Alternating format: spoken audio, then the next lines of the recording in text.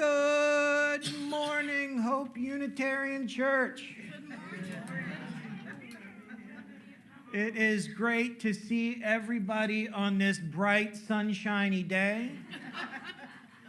Those of you who are local, those of you who had to drive in, those of you who are singing for us this morning, and everybody else who participated in the very exciting forum that we did. I know a lot of you don't know this, but we went through On Tyranny, which is too short to really put a lot of time into, and too long to not put a lot of time into. So, hold on, let me get my Altoid positioned correctly. Just so you know, I just opened my second tin of pulpit Altoids. So I'd like to welcome you all to Hope this morning, and I am so excited to see you here. I'm the Reverend Justin McCreary, and we're going to have some fun this morning. I hope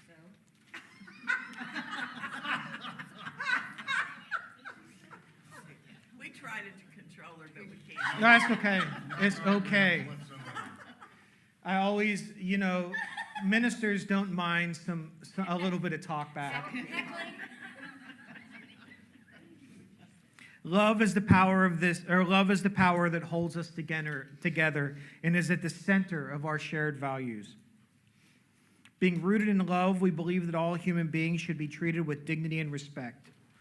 At Hope, we seek to transform ourselves and the world through community service and love. Whoever you are, whomever you love, wherever you are in your spiritual journey, you are welcome here. I would invite you at this time to rise, embody your spirit as you feel called.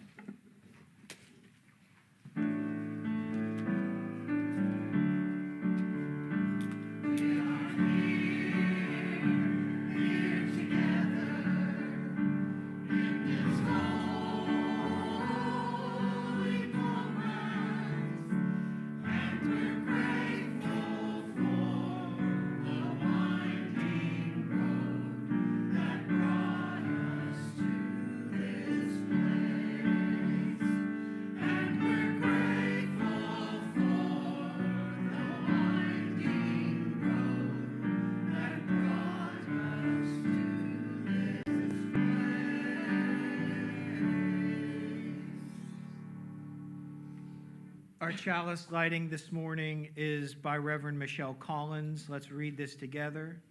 This flame burns for what might be, for hands that help us up and point to the rising sun, for hearts that whisper, what if, for dreams that blanket our imagination with what might be. May our chalice shine light for our work of becoming. You may be seated.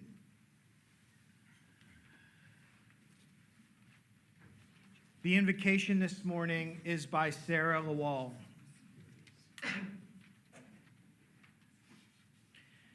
Spirit of life and love, holy mystery, may we hear the voice within calling us to ask what's possible, to walk to the edge, to shed the fear and the need for control. May we set down the list of wrongs and hurts and see the obstacles as invitations for innovation, beckoning our creativity.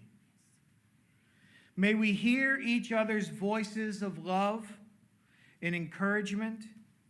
May we hear the cries of the world asking for us to choose who to be. May we be vessels of comfort and compassion. May we be vessels of hope and healing. May we be vessels of peace and justice. And may love prevail in the name of all that is holy, we pray. Amen. Let's say our covenant together. Love is the spirit of this church. In service is its law. This is our great covenant, to dwell together in peace, to seek truth in love, and to help one another. At this time, I would invite you all to rise and body your spirit as you feel called and sing Gather the Spirit, which is hymn number 347.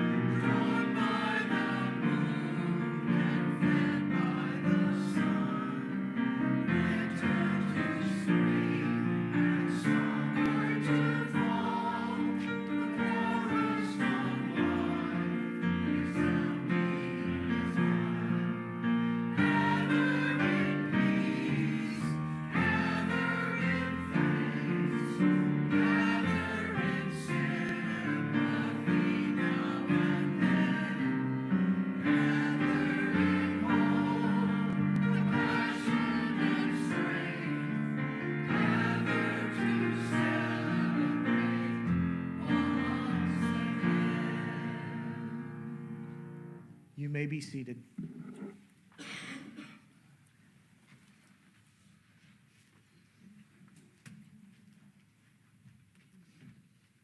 Good morning, everyone. I'm Vanessa Self, and I am here with the announcements. This morning, I do have a special announcement because today marks our Celebration Sunday, the conclusion of our United in Hope pledge drive. As we gather today, we reflect on our community as a living puzzle, each of us a unique shape coming together to create a whole that is far more resilient than its individual parts.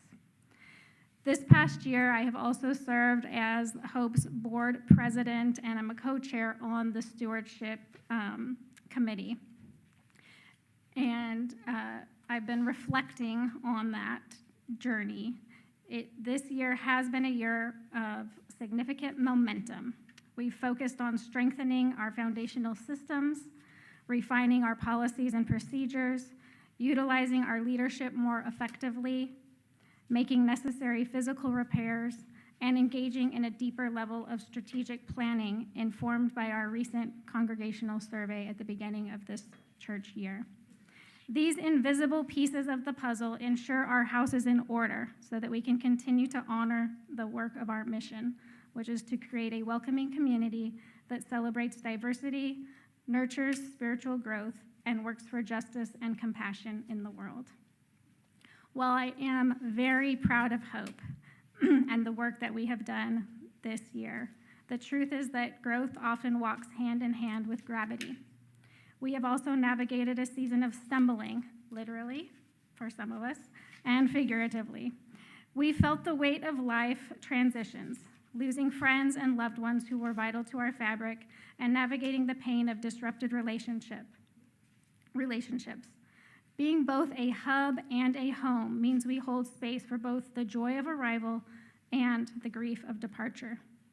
The work of simultaneously managing our own personal growth as individuals, our internal community health, and our outward reach is humbling, yet it is precisely this work that fills, sustains, and connects us.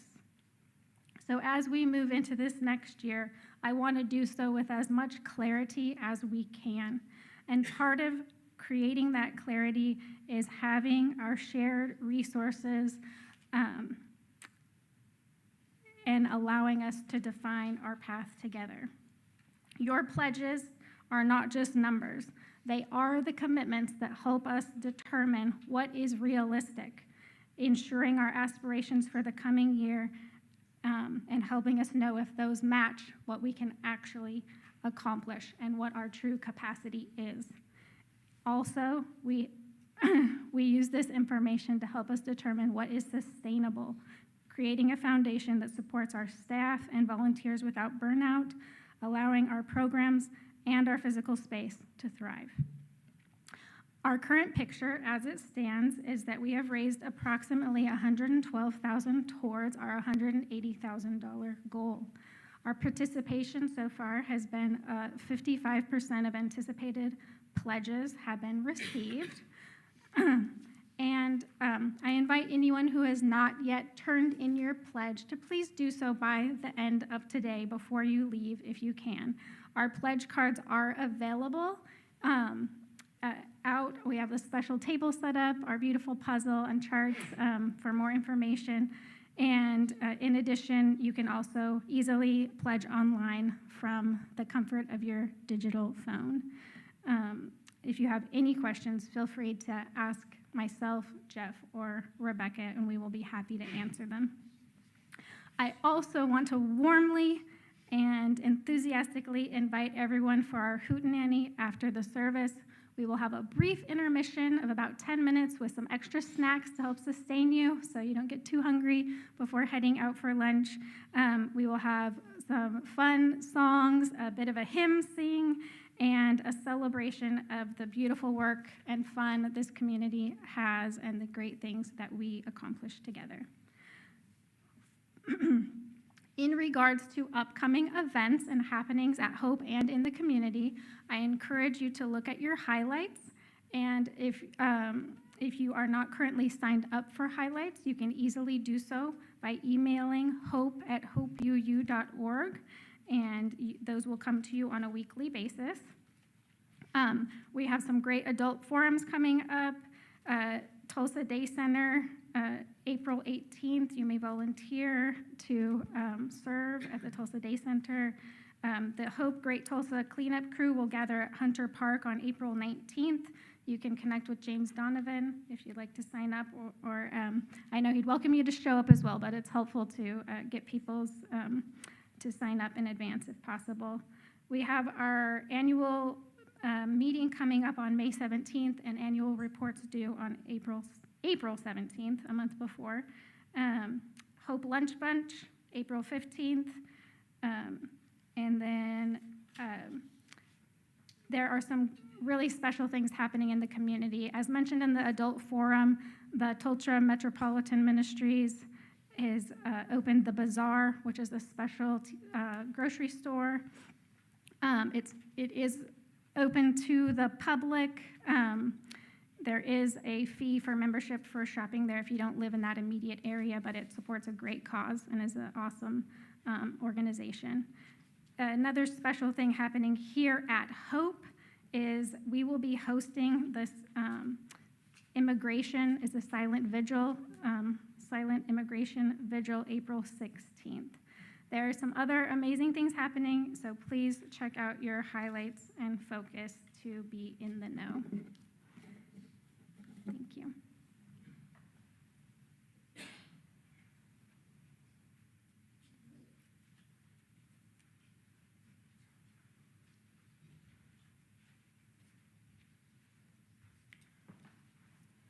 Kathy and I were asked to share why we give.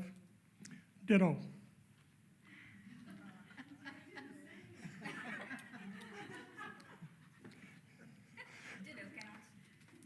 Vanessa has actually shared a lot of the reason why we contribute to Hope Church, the things that the church does. And I tried to make a list of all of those, well, not all of them, but a lot of the things. And what I realized is it isn't all of those things that are as important to me as it is the people here who share, I would call you like-minded. That doesn't mean we agree, okay? We may have differences of opinion, okay? But I hope that you listen to me and I listen to you, and then we can go our own ways if necessary, but that it's because of the people that are here that we give.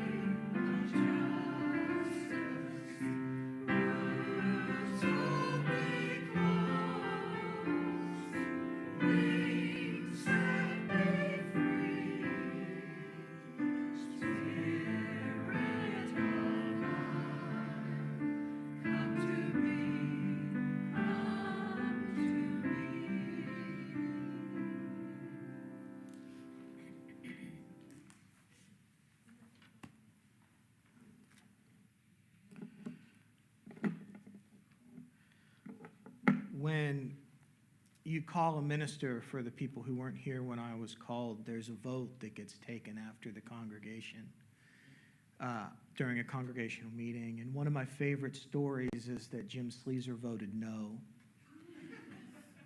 And to this day, one of the benefits of Hope Unitarian Church to me is how thankful I am to call Jim Sleezer a friend.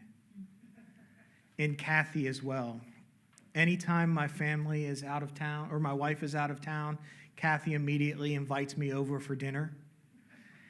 Kathy has given me wonderful feedback over the last few years, and Kathy has just been one of those people who set me on my right path in the community, and Jim has done so much for this congregation.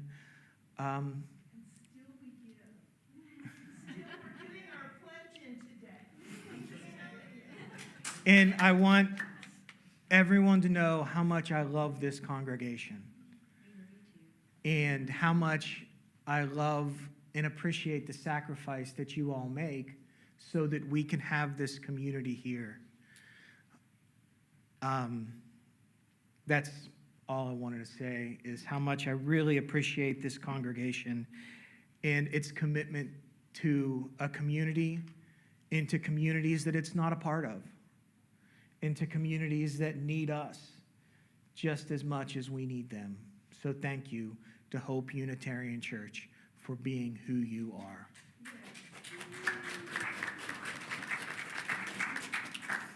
Now a meditation by one of my favorite poets, David White.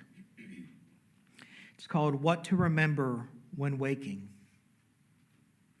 In that first hardly noticed moment in which you wake, coming back to this life from the other, more secret, movable, and frighteningly honest world where everything began, there is a small opening in the new of the day. which closes the moment you begin your plans. What you can plan is too small for you to live. What you can live wholeheartedly will make your plans enough for the vitality hidden deep within your sleep. To be human is to become visible while carrying what is hidden as a gift to others. To remember that the world is this world is to live your true inheritance. You are not not a troubled guest on this earth. You are not an accident amidst other accidents. You were invited from another and greater night than the one from which you have just emerged. Now, looking through the slanting light of the morning window toward the mountain presence of everything that can be what urgency calls you to your love, to your one love. What shape waits in the seed of you to grow and spread its branches against the future sky? Is it waiting in the fertile sea, in the trees beyond the house, in the life you can imagine for yourself, in the open and lovely white page on the writing desk?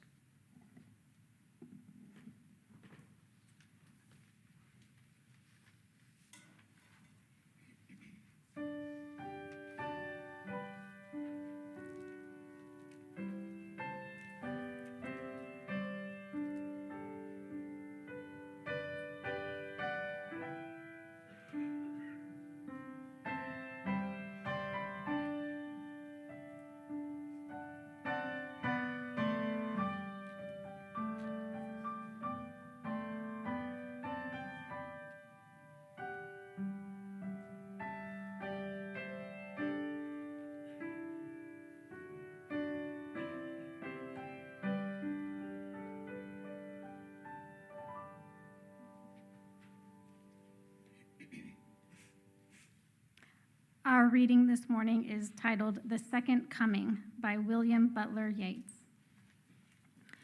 Turning and turning in the widening gyre, the falcon cannot hear the falconer. Things fall apart. The center cannot hold.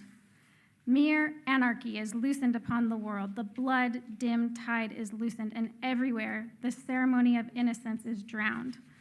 The best lack all conviction, while the worst are full of passionate intensity. Surely some revelation is at hand. Surely the second coming is at hand. The second coming. Hardly are those words out when a vast image of Spiritus Mundi troubles my sight. Somewhere in sands of the desert, a shape with a lion body and the head of a man. A gaze blank and pitiless as the sun is moving its slow thighs, while all about it real shadows of the indignant desert birds. The darkness drops again, but now I know the 20 centuries of stony sleep were vexed to nightmare by a rocking cradle, and what rough beast, its hour come round at last, slouches toward Bethlehem to be born.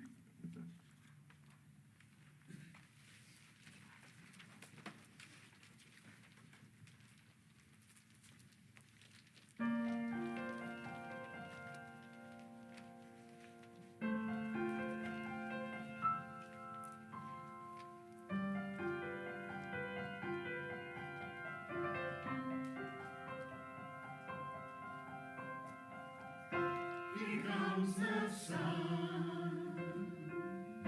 Here comes the sun.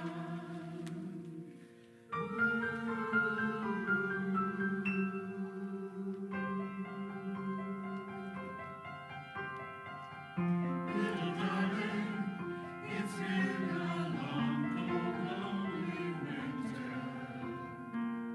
Little darling, it feels like years since it's been here.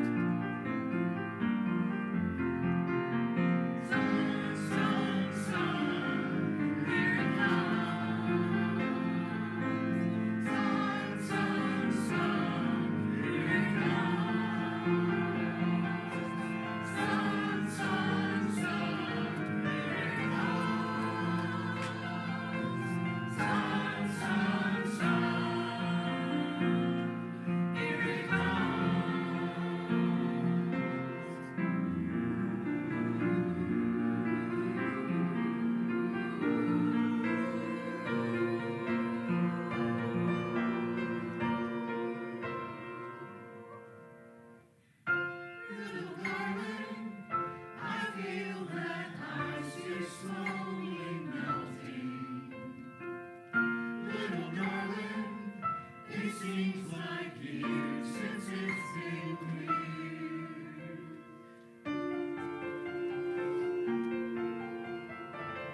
Here comes the sun.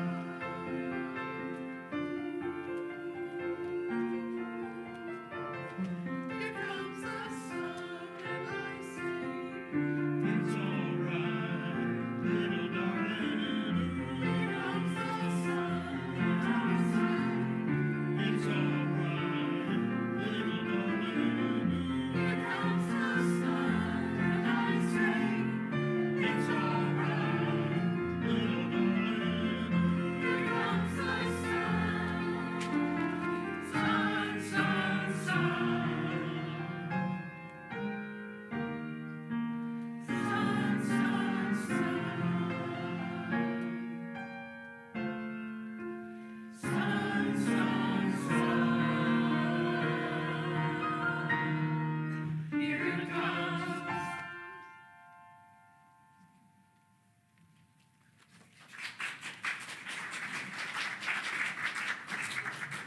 You know, that would have been perfect in last week's service. Wish we had time. Out there.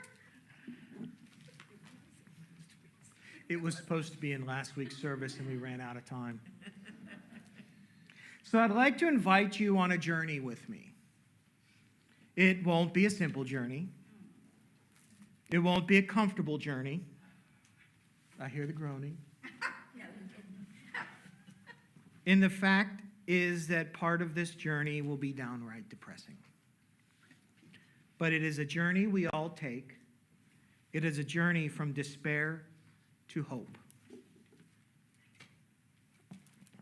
Okay, good. This sermon was written in one sitting, which means there will be transitions that are sometimes abrupt, harsh, and sometimes so slight you might miss them. And they may seem a little rough. And as you experience this sermon, you may wish to focus fully on the words, but instead, I'd rather you focus on the feelings invoked, even if you miss the words. So we're going to listen to the reading again. Turning and turning in the widening gyre, the falcon cannot hear the falconer. Things fall apart, the center cannot hold. Mere anarchy is loosed upon the world. The blood-dimmed tide is loosed and everywhere. The ceremony of innocence is drowned. The best lack all conviction, while the worst are full of passionate intensity. Surely some revelation is at hand. Surely the second coming is at hand. The second coming. Hardly are those words out when a vast image out of the Spiritus Mundi troubles my sight. Somewhere in the sands of the desert, a shape with a lion body and the head of a man. A gaze blank and pitiless as the sun is moving its slow thighs, while all about it real shadows of the indignant desert birds. The darkness drops again. And now I know that 20 centuries of stony sleep were vexed to nightmare by a rocking cradle. In what rough beast its hour come round at last slouches toward Bethlehem to be born. There is so much about this poem that astounds me, this poem by W.B. Yeats entitled The Second Coming. The first line brings me out of myself, where he says, turning and turning in the widening gyre. According to various analysis, Yeats uses this image to denote history, not as a line that moves forward, but as a whirlpool that goes circular and spirals down. As someone who was raised reading the prophets, this immediately reminded me of the opening of the book of Ezekiel, with strange creatures coming down from the sky and wheels within wheels covered in eyes, absolutely horrific and macabre imagery that sets the same tone that Yeats is setting when he says, turning and turning in the widening gyre. From the beginning, I can see that Yeats is not writing a joyful poem, but a sense of hopelessness related to humanity. It isn't about how far we've come in the poem. It's the opposite of the quotes that we love to make from Martin Luther King and Theodore Parker. Theodore Parker, who said, "I do not pretend to understand the moral universe. The arc is a long one. My eye reaches but little ways. I cannot calculate the curve and complete the figure by the experience of sight. I can divine it by conscience. And from what I see, I am sure that it bends towards justice." And Martin Luther King Jr. put this in a much easier way to swallow. The arc of the universe is long, but bends towards justice. Yeats does not speak of this arc. He speaks of a spiral slowly moving down and down, consuming all that comes near. He continues, "The falcon cannot hear the falconer. Things fall apart the center cannot hold."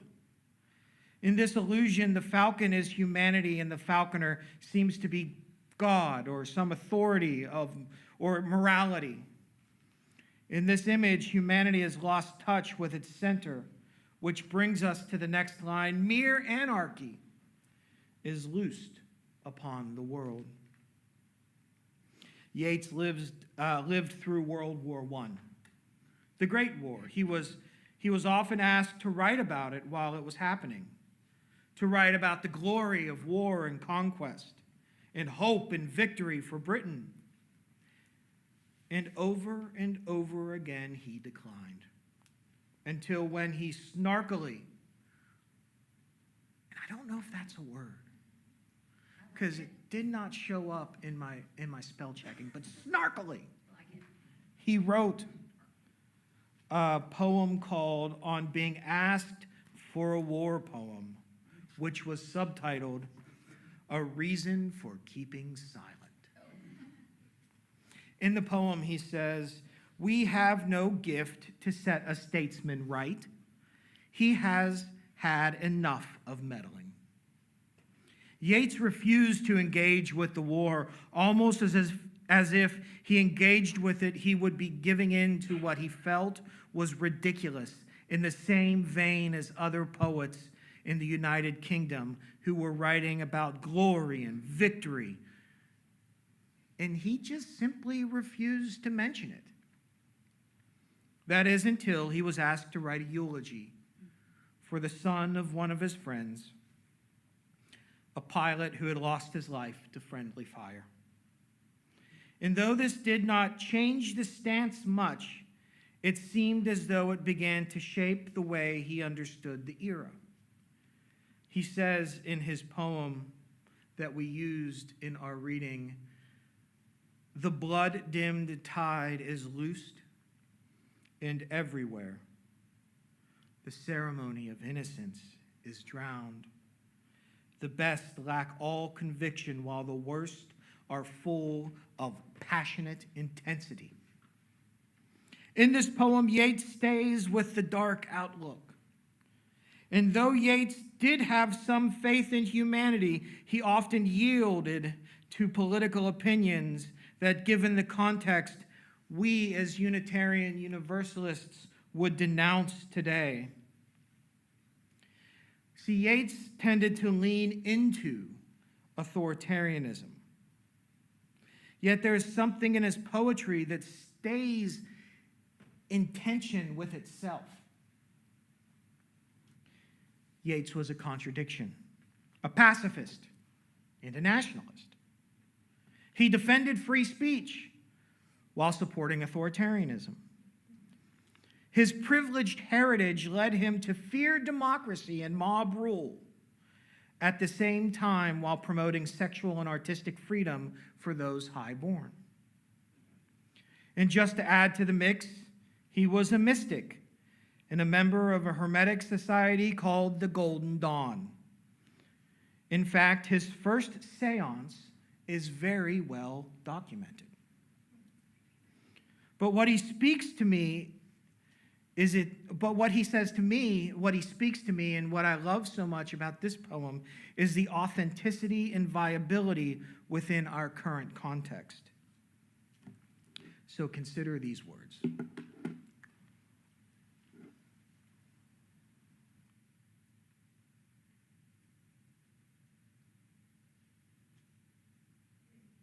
I'm trying to find them. I'm just going to read them, and we're going to go with it. Consider these words, turning and turning. Oh, it's because I stayed on the same thing. I apologize. I don't do this very often. So we're going to consider these words again. Turning and turning in the widening gyre, the falcon cannot hear the falconer. Things fall apart, the center cannot hold. Mere anarchy is loosed upon the world. The blood-dimmed tide is loosed in everywhere. The ceremony of innocence is drowned in the best lack all conviction, while the worst are full of passioned intensity. Which feels like it could have been written yesterday. For the first few days I worked on this sermon, I felt stuck. At the time, all I could reflect on was one specific feeling. There was a lot going on, and I'm sitting trying to write a sermon for the pledge drive, and I had the feeling of being alone in a room while the walls were closing in. I kept searching and searching for a reading. I was so close so many times, but nothing was really right. Sometimes I would look for the opportunity to utilize the poems that I skipped for this sermon. Many of them were very great, but they didn't fit. In some of them, I considered using Boots by Rudyard Kipling, if you've ever heard that poem, and Kathy is nodding. I looked into the world and found the hopelessness, and I didn't want to run away from it. Especially since the prophets of hope seem to be silent right now. Because while hope is necessary for us to move through this mire, and while we have to make sure that our hope is strong, we still have to wake up every day to this reality. And I don't know about you, but I don't like that. When Yeats writes this poem in 1919, his pregnant wife was struggling with the Spanish flu. And you'll remember the Roaring Twenties were not roaring for all the people in the world. In the U.S., wealth was centralized to the top 1%. 93% of the population were either underserved or in poverty. And in Ireland, where Yeats lived, the Anglo-Irish War broke out, which led to the Irish Civil War.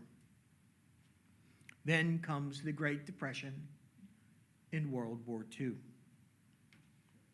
Yeats, an unlikely prophet, says in the second verse of his poem, surely some revelation is at hand. Surely the second coming is at hand. The second coming, hardly are those words out when a vast image of the Spiritus Mundi troubles my sight. So let's talk for a minute about the Spiritus Mundi. It's just going to be a minute, but this will be quick. Yeats was a Hermetic mystic, exploring similar themes with Carl Jung. And I say this to say, just replace Spiritus Mundi with the collective unconscious. Just put that in there. It could mean world voice or something like that. So listen to it this way. Surely some revelation is at hand. Surely the second coming is at hand. The second coming, hardly are those words out when a vast image out of the collective unconscious troubles my sight. Imagine Yeats having a mystical vision from some occult spirit or from some seance. He says, somewhere in the sands of the desert, a shape with lion body and the head of a man, a gaze blank and pitiless as the sun, is moving its slow thighs, while all about it reel shadows of the indignant desert birds. The darkness drops again, but now I know that 20 centuries of stony sleep were vexed to nightmare by a rocking cradle. In what rough beast its hour came round at last, slouches toward Bethlehem to be born. In case you didn't get through that, or get that, which it's weird, so if you got to absorb the weird. Yeats had this vision of a spirit of the world rising up out of the ground in the form of a sphinx, walking menacingly toward Bethlehem. And if you reflect on that image, there's a lot to preach about the state of Christianity, about the state of who was in charge of what, about the state of what the world looked like. Yeats was often critical of Christianity. So sometimes it feels when I read these words like sometimes it feels like when I read these words like the world is being reflected to me through a dark mirror. And when looking through that dark mirror, it's easy to close our eyes so that the darkness behind our eyes hides the image of such a great monster. The problem is we're called to witness what comes next. And that is when it feels like the walls. Remember the walls? The walls are closing in.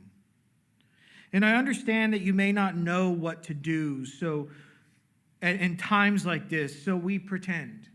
We post on Facebook, we quote our Unitarian heroes who talk about the long arc of history bending towards justice, but at the end, sometimes all we can do is sit down, breathe, open our hands, hug our loved ones, and cry. My message for you today is very simple. It's okay if you don't know what to do. I wrote in my sermon description, let's face it, there's a lot going on in the world today, but it's okay if you don't know what to do right now. It can feel like we have to do something. People are yelling at us about doing something, but don't worry, it's okay if you don't know what to do right now. You might be feeling overwhelmed, not sure where to start. Remember, it's okay if you don't know what to do right now. But most of all, don't forget, even when it feels like the walls are closing in, it's okay if you don't know what to do right now. The poet Wendell Berry once wrote, "It may be that when we no longer know what to do, we have come to our real work. And that when we no longer know which way to go, we have come to our real journey. The mind that is not baffled is not employed. The impeded stream is the one that sings." What do we do when we're overwhelmed? We step back. We call a friend, we meditate, we accept the idea that we may in fact need to embrace our lack of knowledge. Remember, we are still learners. And most of all, remember that the future is not written, and all we can do is the best we can do with what we have. We can't force a win. We can't force people to be nice. We can't always force the people in power to hear us. But that just means we aren't sure what to do. It doesn't mean we are powerless. It is through community and connection that we are empowered when we let our hearts know what our brain has been trying to tell us, that being human is about connection. It's about being together. It's about learning to love.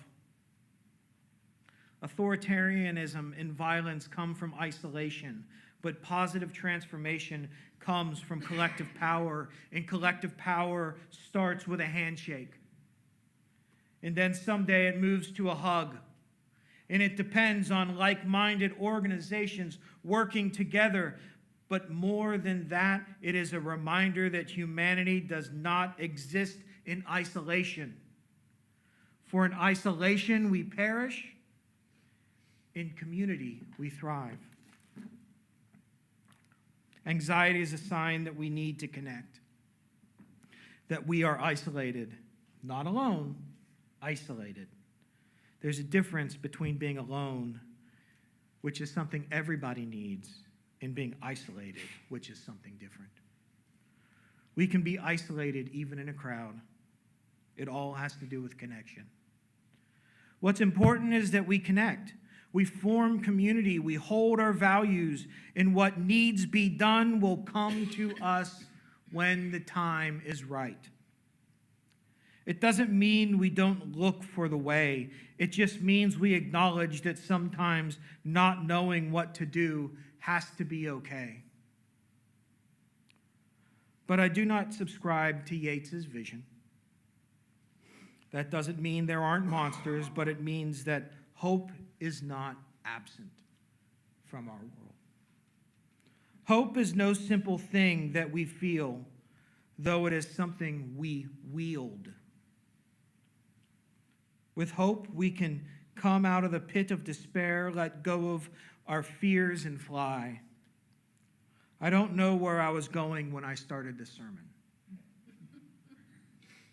But in hindsight, I can see it as a journey from despair to hope, in the truth that hope is most inviting when we have trudged through despair, because once we break free from the mud, we notice all the options that we never saw before. So remember hope when we feel despair, when the walls seem to be closing, when we don't know what to do. Remember hope. And remember to call your friends, to shake a hand, to give a hug, and to come to church. Thank you.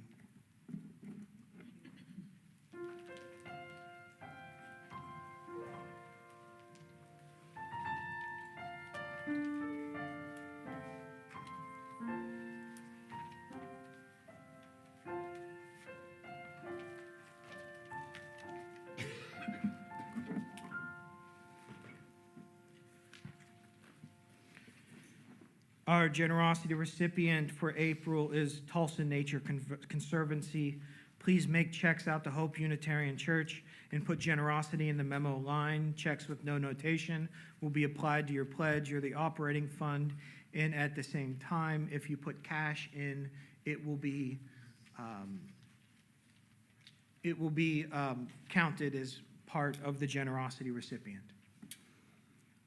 I wanted to take a minute and just talk about the pledge drive, because when I wrote my sermon, I couldn't access it. But there's very little time, so what I'm going to say is this. Your board has worked very hard this year in ways that you cannot see. They're doing the background stuff. Go ahead and pass the baskets. They're doing the background stuff that you won't see, that if they're doing what's right, you don't notice. They're doing the policy, they're doing the hard work, and they're trying to figure out how to keep this church going. So if you would do me a favor and do your board a favor, before the end of the day, please make your pledge so that we continue the work that we can do.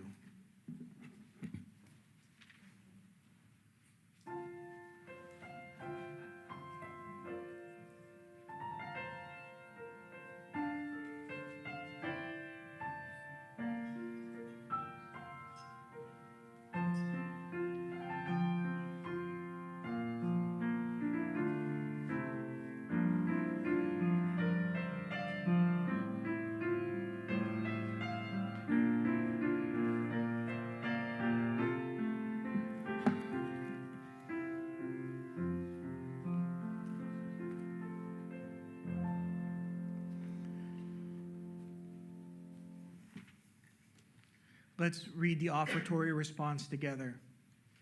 We build on foundations we did not lay. We sit in the shade of trees we did not plant. We drink from wells we did not dig. We profit from persons we did not know.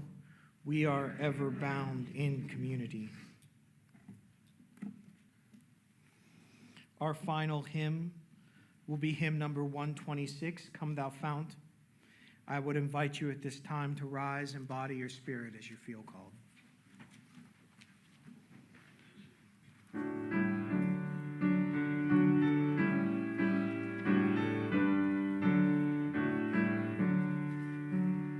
Come thou fount of Every blessing, to sing thy praise. Streams of mercy never ceasing, all our songs of loudest praise.